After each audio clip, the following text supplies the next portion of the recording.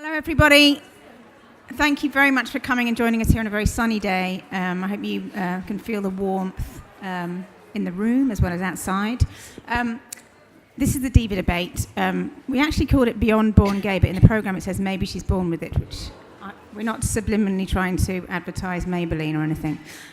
My name is Jane Czyzselska and I'm your host for the next 90 minutes. According to the LGBT rights organisation Stonewall, it's estimated that 5 to 7% of the population are lesbian, bisexual or gay. Is it genetic, biologically predetermined in the womb, or could it be a choice?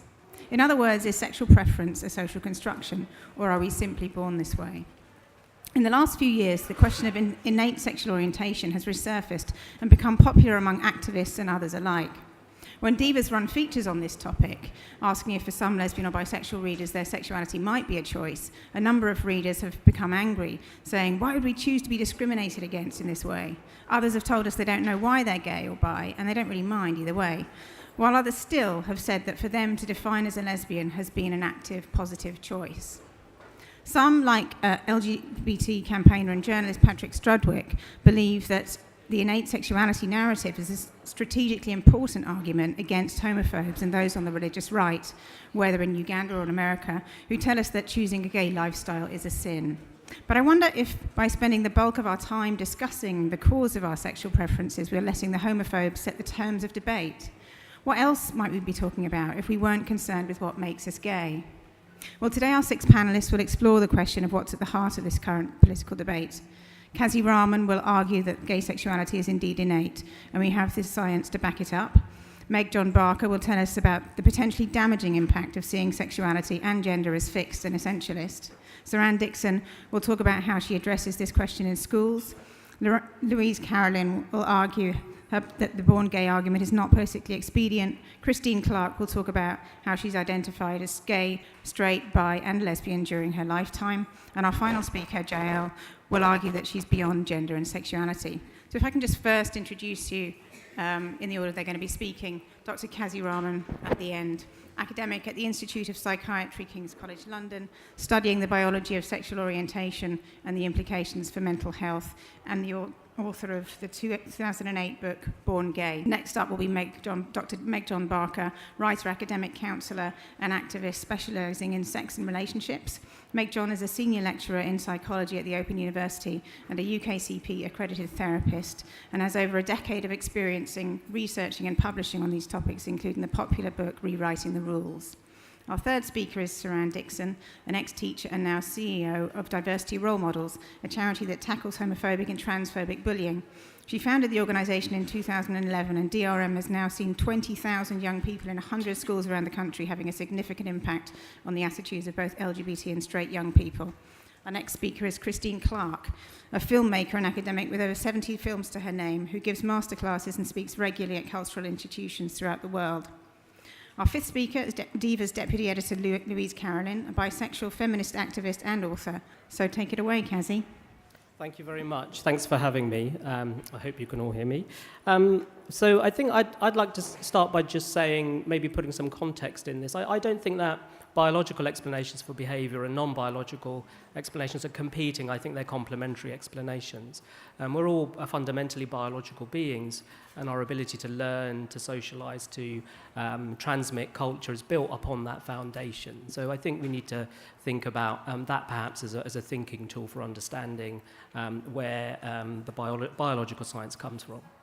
And broadly speaking, there is a consensus among scientists now that sexual orientation and some aspects of gender identity, particularly what we call gender expression, we might also want to call it gender diversity, has a biological component. So several independent laboratories have shown a modest genetic component to sexual orientation and, in fact, a slightly stronger genetic contribution to gender diversity or gender nonconformity, if we want to call it that.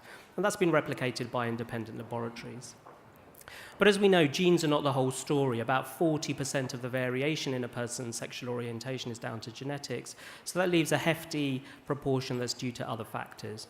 Prenatal hormones seem to play a role in sexual orientation, and there are also differences in brain structure and function between gay and heterosexual people, as well as between trans-identified and cisgendered individuals, although that's a slightly new area of research. But the findings are independently replicated, and they're relatively convincing.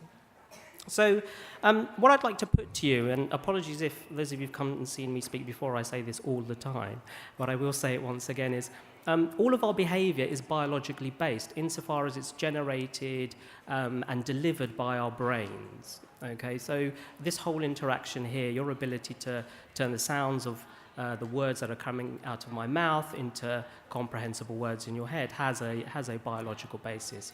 So I'd like us to get away from this sort of born with something kind of argument. We're in a way all born with our sexualities and our gender identities, in my view, and those sexualities and gender identities express themselves over our development, over time. And I think that's exciting. I think that tells us something interesting about where gender diversity and sexual diversity comes from.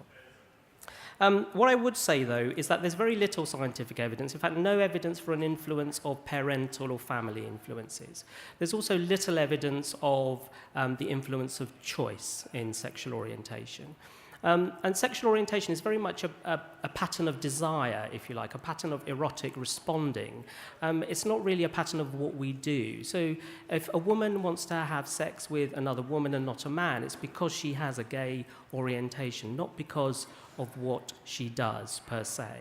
So I think we need to ditch this concept of choice when we talk about sexual orientation. We can control our feelings. We can certainly control our behaviour. In fact, heteronormativity has done that in the past for lots of gay men and lesbian women, but we can't control having those feelings in the first place.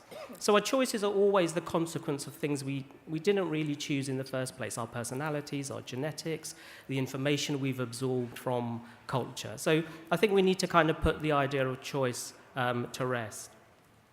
The other thing I would say is, from the perspective of the biological sciences, is biology seems to be mistakenly associated with things being fixed and unmovable.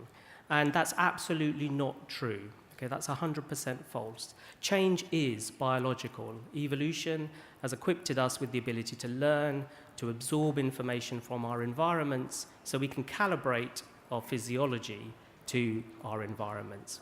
So I think we need to sort of move away from that idea that change in some way falsifies biological explanations. I don't think it does at all. So let's get to the crux of the issue, and then I'll stop, which is should the causes of sexuality influence what we think about sexual and gender diversity? And the obvious answer to that is no.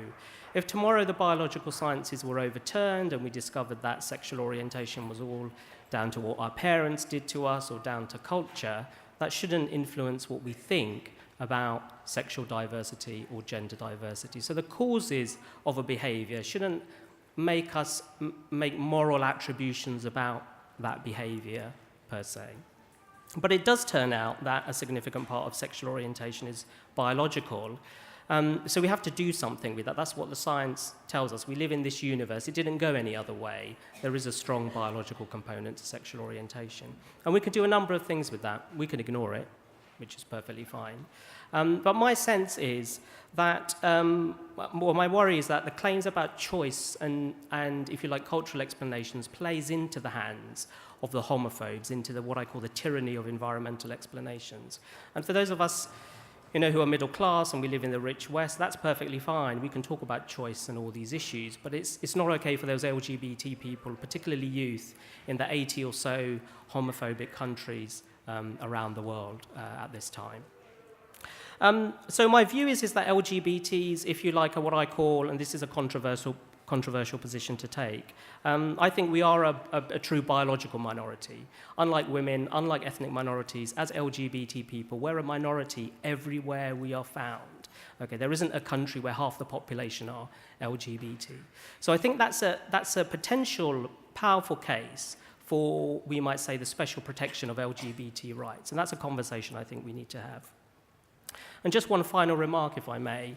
I now work in the area of LGBT mental health. That's kind of really where my focus is. And we talk a lot to LGBT youth, and I think someone that Saran will raise later on. And when we talk to our LGBT youth, they tell us that they want to know about the origins of sexuality, their gender diversity. And they want to know because they tell us they want to have greater understanding of where they come from. They tell us that that greater understanding gives them the foundation on which they can deal with the day-to-day challenges they face as LGBT youth. So as LGBT people, I think we should be critical about the science, but I don't think we should turn our back on it. Thanks very much, Qazi. Now, Meg John. Thanks so much. Yes, so I think what I want to say is fairly complementary to what we've just heard, with maybe a few sort of challenging points. I'm going to speak a bit about why I think people want to believe the sort of born gay idea and some problems with it, which is not to say that I don't think there's some role for biology at all, as you'll see. And then I want to say a little bit about the implications for bisexual people, because that's one of my main areas of research. So I think a big part of the reason that wider culture tends to regard things as, basically wider culture tends to see things that are genetic or biological as somehow more real. You know, I'm sure you've all come across that idea that if something's seen as biological, that means it's somehow more real than if something's chosen or social, for example. So we can see why people might want to buy into a kind of born gay idea, because it maybe legitimizes it. And certainly I think gay rights activism has often been based on trying to show that lesbian and gay people are just as legitimate as heterosexual people, and then therefore that they deserve equal treatment. So you can see why the idea of that being gay is something you're born with, something genetic, something biological, might be popular. But I think the problems with this approach, firstly, it buys into the idea that if things are natural or biological, they're somehow more legitimate than things that are chosen or social, and I think Qazi nicely challenged that, and I would challenge it as well. And I think it does present a problem, because although maybe there are more people who would say, oh, my sexuality was something I was born with. There are feminists, for example, who chose to be lesbian as a political point, for example. And there are some people whose experience of being LGBTQ is not something that they've always known since they were young. So does it leave out those people who don't experience their sexuality or gender in that way, even though some people certainly do? I would say that, like most aspects of human experience, sexuality and gender are biopsychosocial. I think that's a really helpful word, which I think is pretty much what Qazi was getting to with the idea that there are other factors in play. So definitely we need to recognise that there's no single gene for something even as simple as height or eye colour. So certainly there's unlikely to be like one single gene for our sexual orientation. And epigenetics has shown us that the environment can influence our genetic expression, whether genes are switched on or off. Similarly, the idea of neuroplasticity is really helpful for the things that happen to us in life affect how our brains wire up, which is exactly what you were just saying as well, I think. So biopsychosocial, useful concept, I think, when it comes to our sexuality and gender, that it's a really complex interweaving of biological, psychological, and social, probably in different amounts for different people, and all of those things feed back on the other things. So it's like a complex web.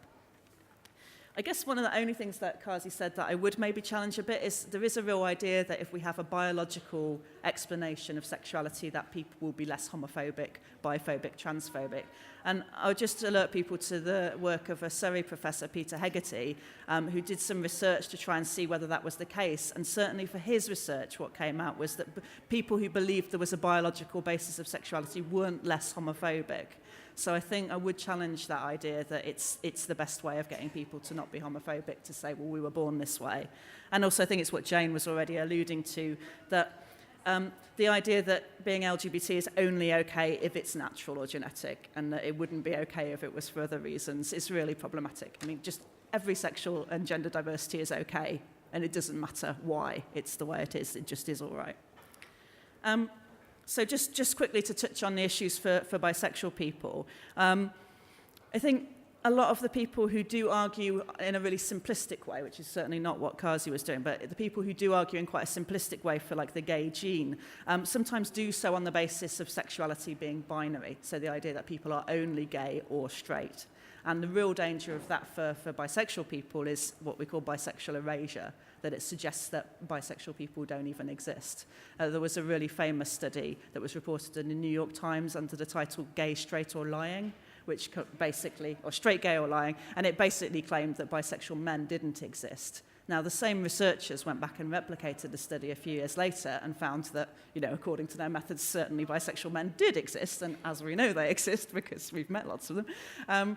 But the impact that has on an already erased or invisible minority of people, and we know the mental health levels, the poor mental health levels in bisexual people are even worse than they are for lesbian and gay people. So the impact of that kind of science, in inverted commas, I'm concerned about.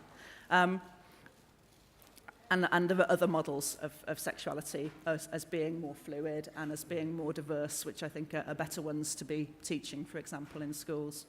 So I'm certainly not saying that there's no biological aspects to human experience like sexuality. Biology is certainly part of the picture. We need to research it. But I think we do need to research the psycho and the social aspects of sexuality as well. And I would say that sexuality is a very diverse thing. We're attracted to all different kinds of people, not just on the basis of their gender. People enjoy a wide variety of sexual practices. They take on different roles. They have different fantasies. So maybe instead of focusing on how to explain one small aspect of human sexuality, we could expand out to capture the full diversity of it in a way that might really let people know that their sexuality is just as acceptable as anyone else's. Thank you. Thanks. Saran. Thank you.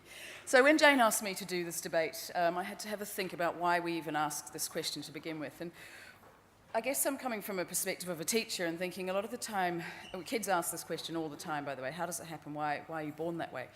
And I suppose for us, we're trying to eliminate bullying. That could be some of the perspectives that the LGBT community might take. We know that if we can say that it's gay, so for example, we get kids who'll say, well, it's particularly when we're drawing comparisons between the civil rights movement and saying there's been discrimination that's taken place throughout history, and let's try and be empathetic and understand. And we might get kids in a class saying, well, but we didn't choose to be this colour, you chose to be that way, so therefore that's a lifestyle choice and the bullying is justified. So we can think about it from that perspective. We can think about it from the perspective of homophobes who perhaps want to genetically engineer it out if we can prove that it's a defect, or you may want to genetically engineer it into your children, because we all know that gay people are better looking, more intelligent and more stylish. But seriously, it's something that comes up all the time for us. And I think we're sitting in a really open-minded environment in a generally quite open-minded country. But actually, young people, they're the ones that shape our future, aren't they? So they struggle a little bit more with this idea and aren't possibly able to be as open-minded as we are without the education that diversity role model sets out to give them. And when we go into schools, the audiences we have are two, really. We're talking to LGBT kids. We want them to know our role models are telling them that life will be okay. We're giving them a positive idea of what a future might look like. It's got nothing to do with how much money you earn. It relates mostly to do with being comfortable in your own skin and the fact you've got every chance of falling in love and being happy and having a family and future.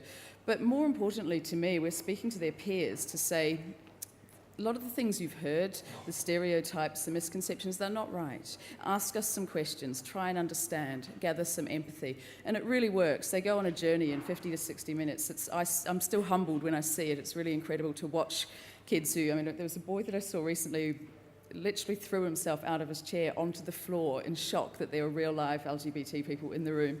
By the end of it, he actually came out and said, I don't even care, my sister's gay anyway. So this boy, and then another child in the class said, yeah, my cousin is too. And so they get to the point that they can start to acknowledge that for them it's a reality, but they didn't want to tell anyone because they thought it was shameful.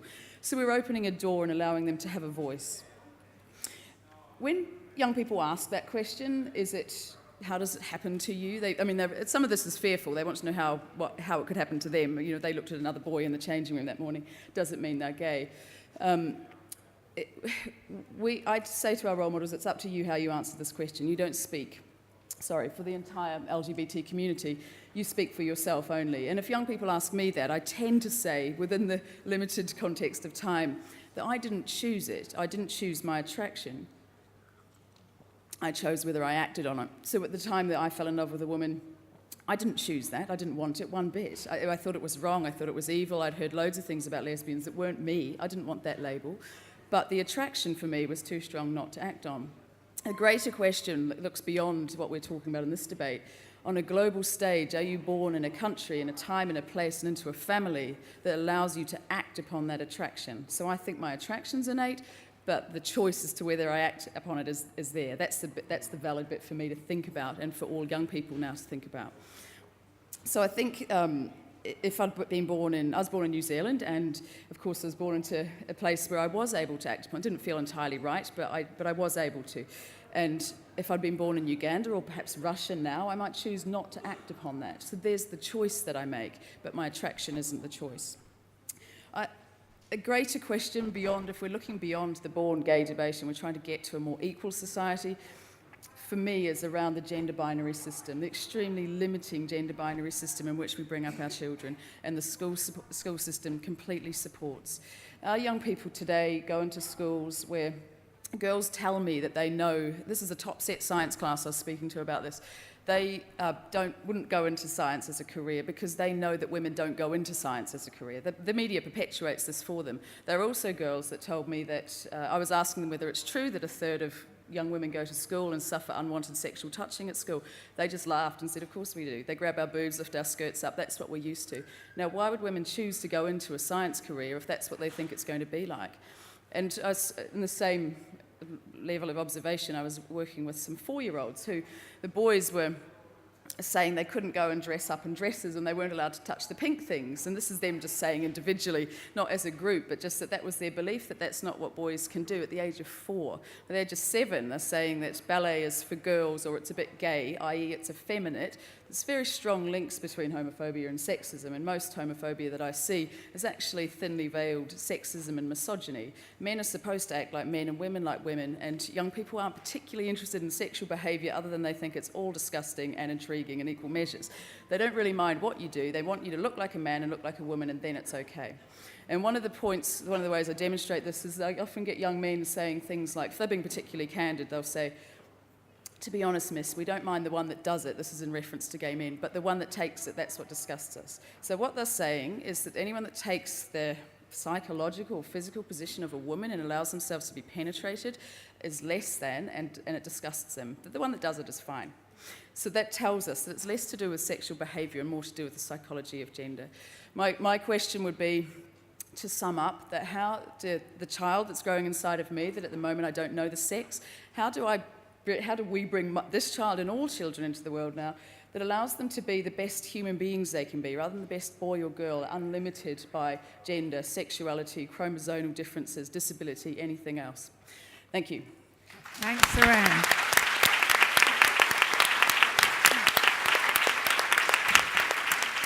Over to you, Kristiene. Thank you. Thank you, Jane. Thank you for inviting me, Jane, and thank you all for coming. My name's Kristiene Clarke. I'm a filmmaker. I'm going to briefly touch upon, by engaging with popular cultural, forgive me for reading, I tried to print it out this morning, but the bullet points, but I couldn't. Portrayals of sex, gender in film. We can shed light on the ways which society engages with socio-political, biological, and cultural questions about what it means to live an LGBTQI life. But because of my trans identity, I'm going to focus mainly on how films tell us something about ways in which particular political discourses come to dominate the sex-gender identity debate and dictate who has the privilege to identify identity and sexual subjectivity. Up front, I'm not interested in was I born gay, was I born trans, lesbian, straight. I'm more interested in ensuring that an individual's sexuality or trans identity is not denied simply as a result of the sex or gender she or he was born with or identified with at birth. I'm interested in the socio-medical, legal, biological, and political consequences of my choices about gender and sexuality. I'm interested in challenging the prejudices we experience as a result of our choices or decisions.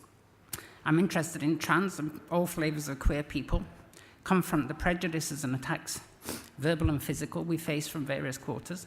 I'm interested in dismantling the misconceptions that many in the media have, assuming that all trans men or women, and that goes for queers of all flavor, form a homogenous group of like-minded people with the same goals, motivations, and beliefs and desires. When in fact there are countless reasons why people assigned the male or female gender role at birth decide to adopt, inhabit, or implement an alternative gender identity later in life. The fact that people can't be who they are and are physically and mentally policed for their gender variance is an issue that's been prevalent throughout modern history. We are taught so many things about how to perform gender and sexuality correctly, and the social horrors one often goes through for deviating from these norms is still prevalent. Has there been progress in today's society to fight against policing gender norms and heteronormativity? That's a question that a lot of people here can discuss and requires a lot more research. So what does film have to do with this, I ask, and I hear you ask. As a filmmaker, I began my career making a film called Sex Change Shock Horror Probe, which was shown on Channel 4 in 1988. I gave the film such a bold headline, grabbing title, to ridicule the tabloid headlines of the time and comment on how the media reported stories about transsexuality, because that was the term used in the 80s. My film was historically important because I was the first trans director in the world, and I was also the first trans director to make a documentary film about the subject. And there were many reasons why I wanted to make that film, but it was mainly to challenge the attitudes and prejudice of those at the time who identified as transsexual. I also felt it was important to repudiate some of the biological determinist arguments, particularly that were going around in Janice Raymond's assertions in her book, The Transsexual Empire, that trans identity is based on patriarchal myths of making woman according to man's image. I wanted to challenge the absurd notion that she put forward that trans-identified individuals, and I'm paraphrasing her here, guerrilla fighters who rape women's bodies by reducing the female form to artifact, appropriating this body for themselves, and that the purpose of their transsexual role is to colonize feminist identification, culture, politics, and sexuality. I'm sad to say that Miss Raymond was not a lone voice at the time, and as we have seen and heard from that previous discussion, recent media articles still put forward this transphobic attitude, and it's still alive and kicking in the 21st century. These prejudicial positions do not reflect what we know today as we move away from the binary boxes of male and female, and many people choose to live their lives along the full continuum of human identity, sexuality, and expression. So for me, there is much to learn by taking cinematic portrayals of transgender identity and queer identity very seriously, not as portrayals of male or female, but by looking at how films depict sex and gender overall, not as representations of sex-gender truths, but as ways of seeing how so-called truths are constructed and maintained and how meaning is created. Although films cannot be said to hold a mirror up to the world around us, they are a window into contemporary values and popular perceptions of social life. Stories portrayed in films are not purely fictional escapism. Rather, I would argue, we must recognize the way that these portrayals bleed into and shape the reality they purport to reflect. They're the most visible site, I would argue, of ideological struggle for access and control of representation. As Aristotle advanced the notion some 2,500 years ago, the stories a culture tells about itself reveal more about that culture than any archival compilation or information. So I would advocate the goal of any film, television program, theatre, book, academic work is authenticity and legitimacy. Because to delegitimize or inauthenticate the identities of any marginalized group is to say they have no place in society. So it's my hope that trans representations of trans people or queer people on the page, on the screen, and behind the camera evolves to become as varied, nuanced, and inspiring as the community those images reflect, and the some of people I know. Trans stereotypes or queer stereotypes and prejudices should not be acceptable to everybody, especially to trans-identified people when we see how those images are reflected back at us. The only difference that should exist between a trans individual and a cis individual is the congruence between the physical and psychological gender, and how any inconsistencies of the situation may be addressed. By all of us understanding the techniques through which identities are constructed and communicated, hopefully all those watching the films or reading the books will begin to demand more inclusive, equal, multi-layered and rounded portrayals of our lives, and those who hold the purse strings, who create the work, or write the novels, or the textbooks will respond. I would say to everyone, it is important to humanize LGBTQI lives. In any depiction or account or article, be it on screen, page, it is important to show a diverse range of experiences. Most of all, remember that trans people, or queer people, are people. We have hopes, dreams, bad days, good days, we desire, we are desired, we love, we laugh, and to quote Shakespeare, if you prick us, do we not bleed? Thank you very much. Thanks, Kristiene. Louise. Hello, I'm Louise from DIVA magazine. Thinking about the narratives associated with modern queer experience in the West, when did you know is right up there with how did you come out? When did you know? Did you always know, or did it come to you later? There are many who have always known that they are lesbian, gay, bisexual or queer, even if they weren't able to label their difference, their desire from the outset. But there are many too, especially women, who come to embrace queer identities or desires later in life, sometimes very late in life. One of my favourite stories is that of my friend Anna, a lesbian when I met her in London, who returned north to be near her grieving mother after her father passed away. We kept in touch, time passed. She told me about, weirdly, gradually falling in love with a man she met at work. It took her by surprise. She'd had relationships with men before she came out, but she'd assumed that that phase was over. She decided to go with it anyway, and eventually she and her partner decided to marry. She came to see me and bought her wedding pics. I loved how brilliantly queer she looked beside her rather square in-laws, in her black vintage dress with her morning-suited best men at her side. But even more intriguing were the snaps from her hen night at a drag bar in Hull. "Who's this?" I asked, pointing at the dapper grey-haired woman seated next to her mum. "Oh," exclaimed Anna, "didn't I tell you? That's my mum's girlfriend." I call this story the lesbian revolving doors, but what it really illustrates for me is how hard and pointless it is to try and pin down sexual identity, or to think that our sexual histories or the available labels can really tell us very much about us as individuals. Of course, homophobia and misogyny often mean that women have relationships they do not really want or choose under duress, and what kind of choice is that? Nevertheless, there is much evidence that many women who come out in later life as gay or bi had no inkling, no private self-knowledge or vague yearning to disclose. They really didn't know until she caught their eye and queer lightning struck. So how, I wonder, does the gay gene theory account for this? How does it account for sexual fluidity? How does it account for bisexuality? Who is testing for these undeniable human traits, and what will those tests involve?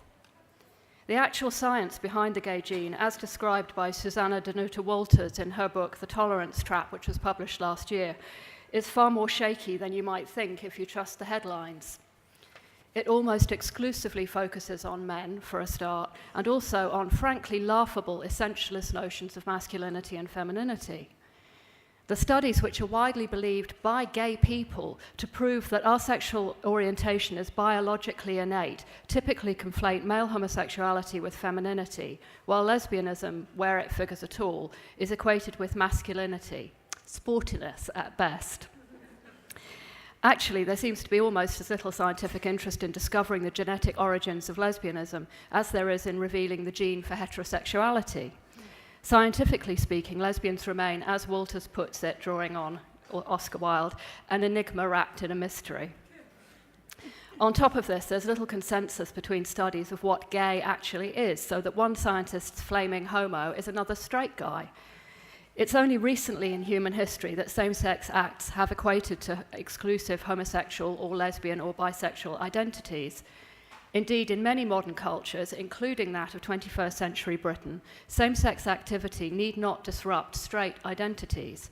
Think of the study that was published last year that showed that 8% of self-identified heterosexual women in Britain in the study like to enjoy a little bit of lady sex. But it's in our interests to prove that the gay gene exists, right?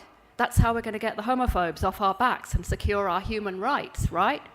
Susanna Walters treats that argument with disdain. Biological arguments about the immutable differences and inherent otherness have long been used to demonize, discriminate, and otherwise victimize those who are deemed inferior by nature of their birth. She gives the example of Jews, skin color, African Americans, and sex, women. Not surprisingly, she says, women in general, and lesbians and feminists in particular, have approached the biological arguments much more cautiously than men have. In fact, only this week, we in Britain have seen the unhelpful notion that authentic homosexuality is inborn and immutable being played out in the High Court as asylum seeker Aderonke Apata sought to overturn the Home Office decision to deport her back to Nigeria, where homosexuality is illegal. Aderonke is not speaking theoretically about the risk that she faces. She fled Nigeria after her girlfriend was murdered, and she herself was sentenced to death by stoning. But a Home Office barrister argues that because she was married, had children, and did not come out until later life, she is not really gay. Lesbian is not a sexual choice, he told the court. You can't be heterosexual one day and a lesbian the next day. Our thoughts are with Aderonke. The case judgment is expected later this month. As Jane said earlier, DIVA has received angry and hurt responses when we have suggested that homosexuality might not be innate, that maybe things are not quite that simple. I find it extraordinary that queer men and women are increasingly prepared to hang their right to love and be loved on the possible existence of a gay gene. So few of us will find the protection that we need, as Aderonke's case illustrates. And anyway, why can't we choose how to express our sexuality as we desire? Why is choice such a dirty word when it comes to sexual identity? In the current issue of DIVA, the bisexual Iranian-American filmmaker Desiree Akhavan tells our interviewer, "I never came out as anything but bisexual, but I think that's really hard for my family to see. They all see me as gay. If you have a choice, then why would you choose to break everybody's heart? I've heard that a lot in my life. And why would we choose a life of discrimination and homophobia?" ask DIVA readers who object to the mere suggestion that we might not all be born gay. But I'm bisexual, and I have loved my queer life with all its ups and downs, my queer self and my queer community passionately. And where does the notion that authentic queers are born gay leave me? Supporters of the gay gene often say that it's the only argument that will cut any ice with the religious right, but those who believe that scientific proof will save our LGBT bacon should think again. In her book Straight Expectations, also published last year, Julie Bindel cites former Chief Rabbi Lord Jacobowitz, who likened homosexuality to a disability and said he saw no moral objection for using genetic engineering to limit it. In China and India, huge numbers of female fetuses are aborted every year. If a gay gene were identified, would we not see gay babies go the same way? To finish, I want to go back to this month's DIVA, on sale now, folks, to quote our cover girl, the Christian theologian and activist Vicky Beeching. A former star of the American Christian music scene, she came out last summer after years of struggling with her secret sexuality. She is now working with American LGBT rights groups and the United Nations to challenge Bible Belt homophobia. I asked her what she thought about the debate between campaigners who believe we are born gay and Christians who insist that our orientation can be changed. Her answer was surprising and inspiring. "It's a time waster," she told me. "A person is such a sacred and amazing entity. I don't think we can be reduced to nature or nurture. For me, it doesn't make any difference whether we're born or made. I think it's about who a person is today and how they love and want to be loved, and making sure we affirm that in people. And that's the message I think we need to spread." Thanks, Louise. Qazi, I wanted to ask you, Louise mentioned about the research mainly taking place on, men rather than women. And I wondered if you could confirm, whether that was the case. And if that is the case, why then would it be that it's sort of bled into kind of discussions around female sexuality, and why is there a difference? That's just my first good question. stab. I think the characterization is broadly correct. So in the sort of, are we at 3 decades or 2 decades of work on the biological basis, or let's call it the biopsychosocial basis of sexual orientation, the bias has been towards studying male sexual orientation. And in the work we do, we've been trying to address that by focusing on the female experience as well as gender identity and other aspects of diversity. So I hope, that sounds like a plug for me, but I hope we're going to correct some of that historical fact, which is the case. So the question then is has that set an agenda in some way? And I think there's meat in that criticism. Studying male sexuality, which is somewhat different to female sexuality. Male sexual orientation is less plastic. The different elements of sexual orientation, the labels we use, what we do, our desires and our arousal, and what attracts our attention in this environment. Those elements, those dimensions of sexuality tend to be more tightly clustered together in men, whereas for women, those things are much more separate. Okay, so you get greater fluidity in females. So I think the focus on male sexuality has somewhat biased the area in that binary direction. But my sense is we're moving away from that in quite a significant way. And we're looking at things, I like the way JL described, innate being and a masculine and feminine energy. I quite like that description of gender expression. And I think that's really where we're heading. Thank you. I was also just wondering whether this is a debate which is a very kind of Northern European or Western kind of issue. Is it something that, because we have a tendency, given the way the media works as well, to sort of think that anything that happens in kind of England or the UK and America is the world. And is this something that's peculiarly kind of Western, and are there other debates going on? Anybody else might want to answer that too, but I would. Just very briefly, there are so the independent replications of the genetic work seem to be cross-cultural, and there's lots of work coming out of China, in Asia at the moment. So elements of the genetic component is one thing that I think is true. There is a strong genetic component to our sexual and gender diversity, and that seems to be cross-culturally replicable. In terms of what that means, I think this comes back to the point we're all, I think, roughly agreed on, which it depends that whether sexual orientation is biological or not does depend on the culture you come in. So, I come from a South Asian background, and in places like Pakistan and Iran, which have strong religious traditions, there your sexual orientation and your gender identity is given to you. God apparently gives it to you, but you still have to get over it. So you can take a biological explanation and run with it down the stigmatizing route, as you can do so with environmental and choice-based explanations too. Thank you. Meg John, I liked what you were beginning to say about some of the ways we might be thinking about ourselves if we weren't sort of obsessed with this kind of simplistic, reductive, kind of born gay or not thing.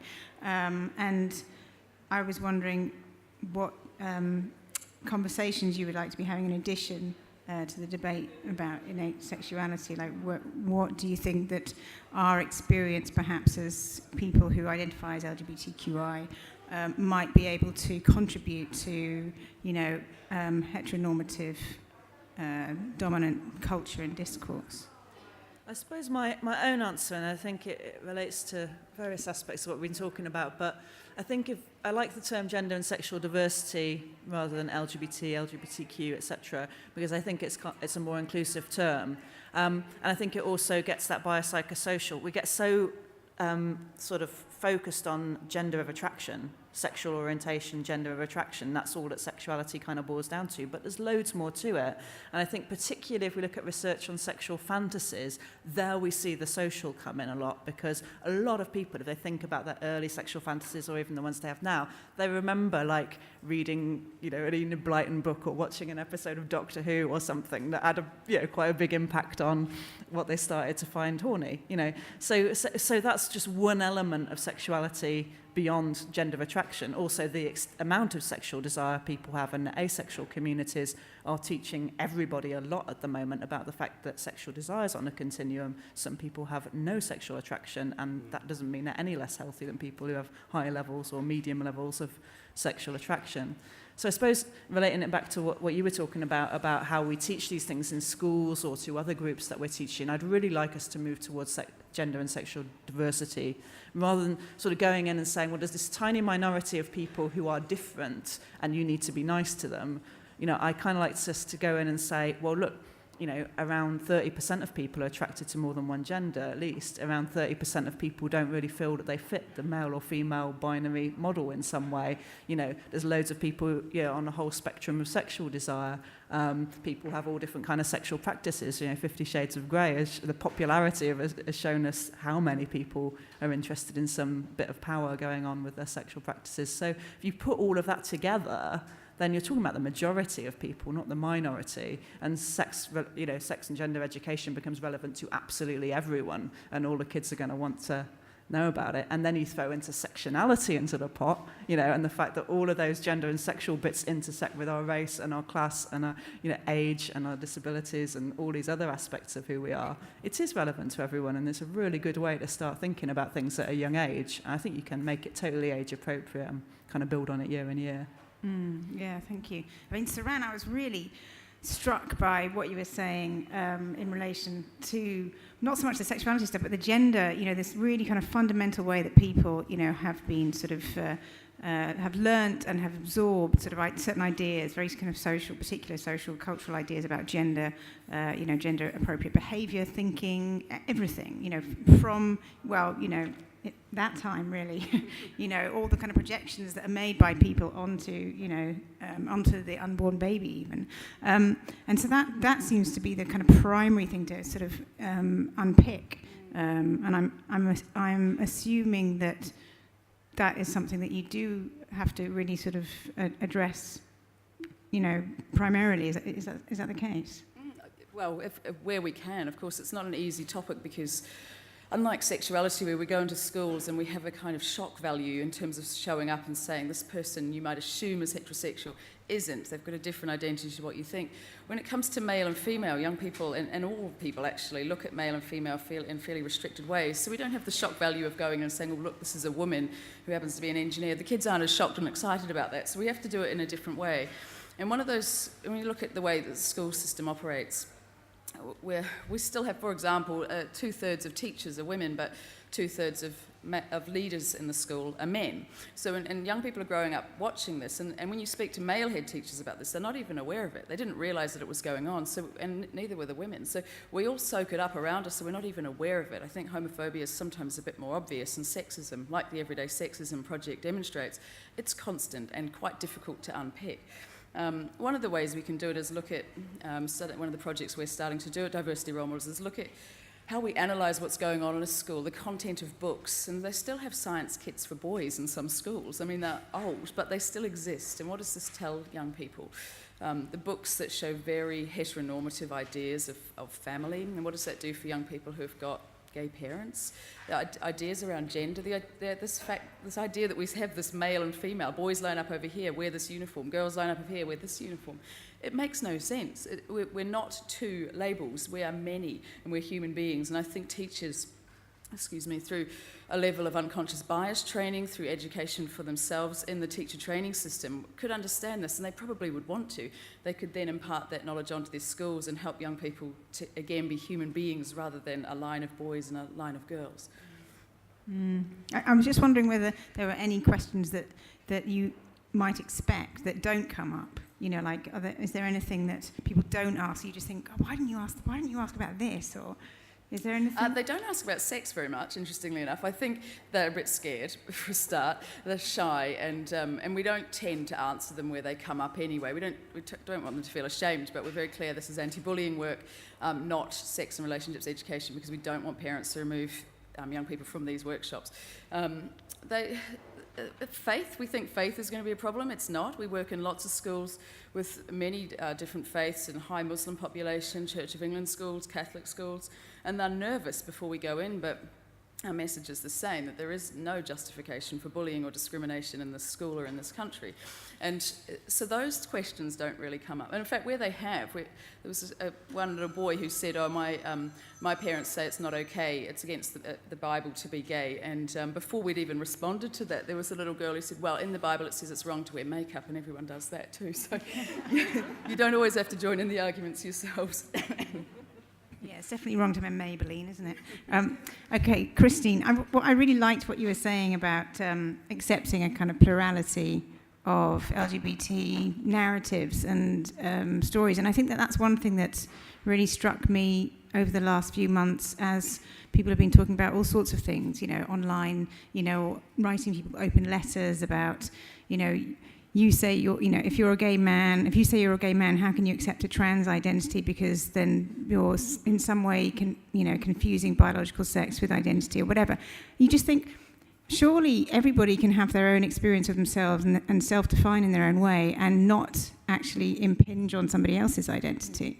But it seems like we're at a time where it feels difficult for a lot of people to accept that there are a huge range of individual experiences and stories and narratives, and I just wondered why you thought that might be at this point, particularly given the increased level of sort of equality laws that have passed, and we're in a much better position. What is this kind of? Well, I would say it's conservatism with a small c, but.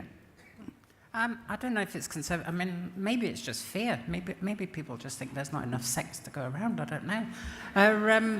But the plurality of sex and gender. I mean, I'm reminded once when I'd had my op, I just had relationships with guys. So I just went mad for 3 years after my operation, and I was in a relationship with a German guy, and then I met his sister. Which completely changed my world. Well, she changed my world. And it was the first time I'd fallen in love, that kind of abandonment of everything. And I was lying in bed with her one morning, and my mum used to phone me every Sunday morning, and she used to say, how are you doing, blah, blah, blah. And she said to me, you sound happy this morning. And so I said, yeah, Mum, I've fallen in love. And she'd been used to me bringing guys home, and she went, what's his name? I went, her name's Stephanie. And she went, I knew you shouldn't have had that operation. and that says it all, really. Bless my mum, I love her to pieces. She's dead now, sadly, but, and then I thought, that's my mission. I'm going to change people like my mum. And it's still going on. There's people who are not like my mum who come out with Vile and things like that. And I don't know. There's an Oscar Wilde quote which talks about selfishness, and it says, "Selfishness is not about me telling you how I want to live my life. Selfishness is about you telling me how I should live my life." And I think that's what we need to challenge. And everybody, I think, on this panel is challenging it in different ways, and very, very wonderful ways from what I've just heard. And I think that's it. And you are all challenging it by being here.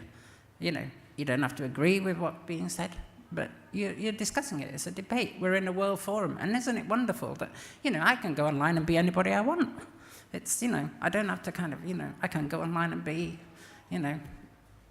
Michael Jackson back from the grave, and somebody will talk to me. so that's it.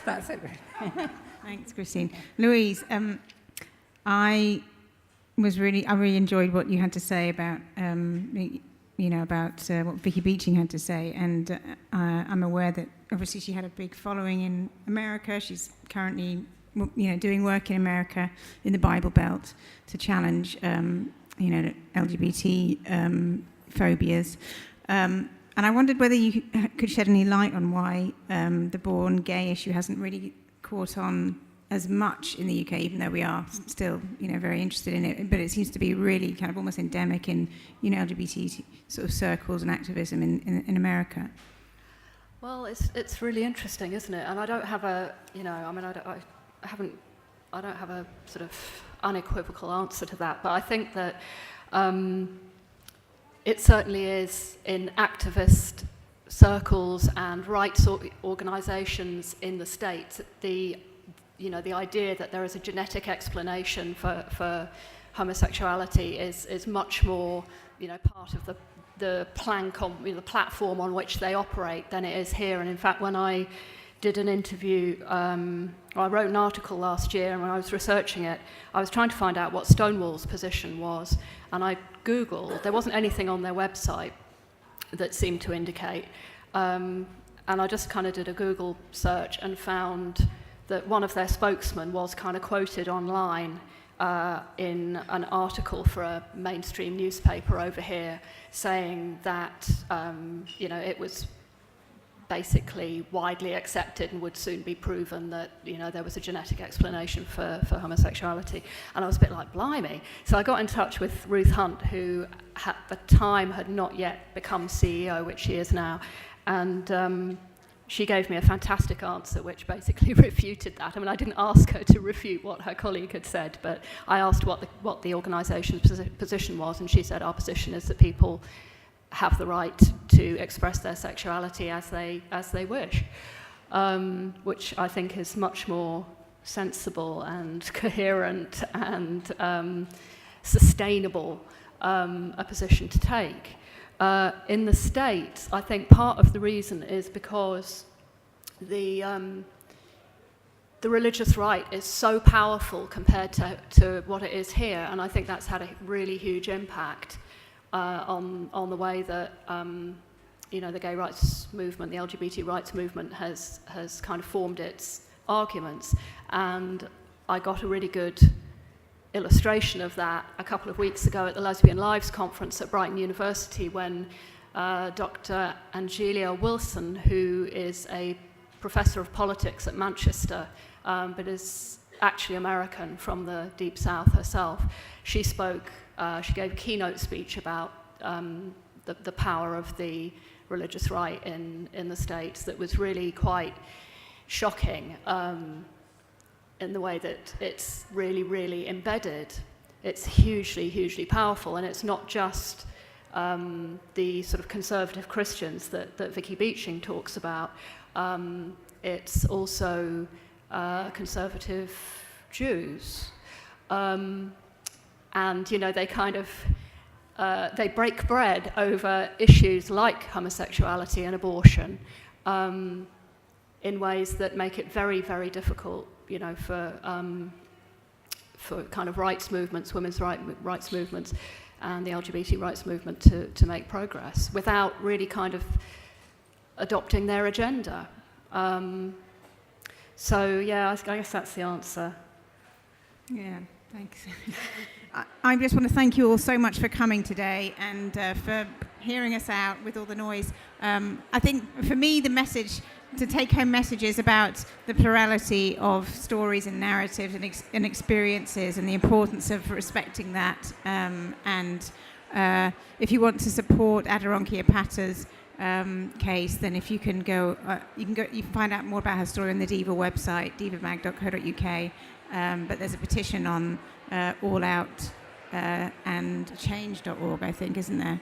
So please do go and sign it and support it. Thanks very much for coming. See you next year.